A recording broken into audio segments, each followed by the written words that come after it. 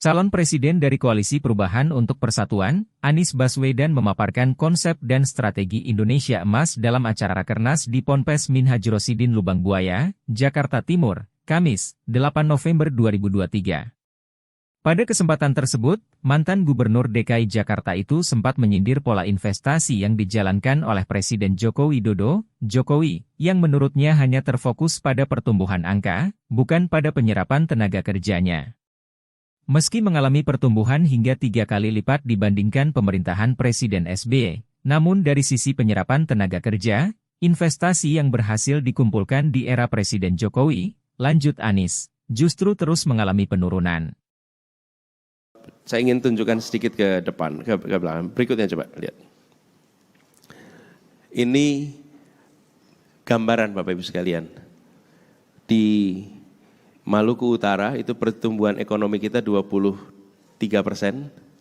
tapi tenaga kerjanya hanya turun di bawah 1%. Jadi kita ini investasinya naik tinggi, tapi penyerapan tenaga kerja rendah. Ini sudah Indonesia, tapi saya nggak mau fokus di sini, terlalu teknis ekonomi. Next slide berikutnya aja. Ini Bapak sekalian. Bapak Ibu lihat garis yang hijau bawah, itu investasi kita di tahun 2013, 400 triliun, di 2022 sudah menjadi 1.200 triliun, naik 3 kali lipat. Tapi garis merah ini penyerapan tenaga kerjanya turun terus. Investasinya naik, tenaga kerjanya turun. Apa artinya? Segalanya serba kapital intensif, bukan labor intensif. Nah, kalau ini terjadi, artinya keuntungannya perginya ke siapa? Pemilik modal. Penyedia tenaga kerja nggak dapat. Itulah contoh. Berikutnya coba. Yang saya mau tunjukkan yang ini sebetulnya. Next. Ya, ini dia. Ini yang saya mau masukkan. Ini yang ingin saya Bapak Ibu sekalian minta dibantu nih kerja sama-sama nih. Apa? Bapak Ibu, terlihat tidak gambaran paling sederhana di sini?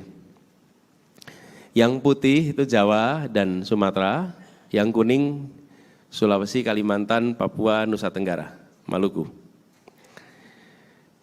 Ini adalah indeks pembangunan manusia. Lihat angka paling kiri bawah Bapak Ibu. Di Sumatera dan Jawa, angkanya 69 tahun 2013. 2013 berapa? 69. Sekarang lihat di ujung paling kanan, 69 di kawasan timur itu tahun 2022. Artinya telatnya berapa? 1 dekade. 1 dekade. Kalau kita biarkan terus ini, tidak ada keseriusan, maka ketimpangan itu akan menjadi makin meluas. Jadi ketika tadi mendengar apa yang disampaikan tentang pembangunan kualitas manusia, maka sudah saatnya kita serius membereskan ini secara teritorial. Ini yang ingin menjadi agenda utama. Kalau ini kita bereskan, insya Allah terjadi peningkatan kualitas manusia yang merata di seluruh Indonesia.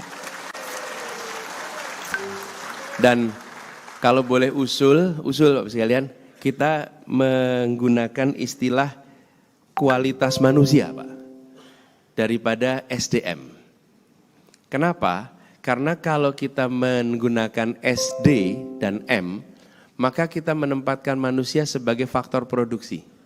Manusia sebagai sumber daya.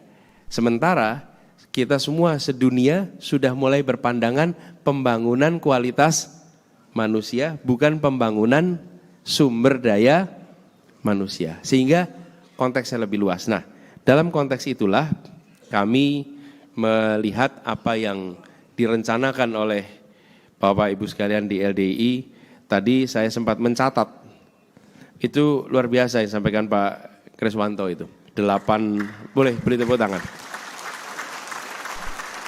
8 agenda besar tadi itu. Saya sampai catat tadi Pak. Jadi mulai kebangsaan, keagamaan, pendidikan, kesehatan, teknologi digital, ekonomi syariah, kemudian kedaulatan pangan dan lingkungan hidup, kemudian energi baru dan terbarukan, itu namanya gambaran berpikirnya global, bertindaknya lokal, dan dikerjakan segera. Karena kalau berpikir global, bertindak lokal, udah banyak Pak. Tapi nggak pakai dikerjakan segera Pak. Gitu. Padahal yang dibutuhkan adalah dikerjakan segera. Istilahnya begini, think big, start small, act now. Gitu. Nah, ujungnya di act now itu Pak. Halo, selamat berjumpa dengan saya Anika, pembaca berita podcastnews.id. Saksikan terus konten-konten menarik dari kami. Jangan lupa subscribe, like, dan komen. Terima kasih.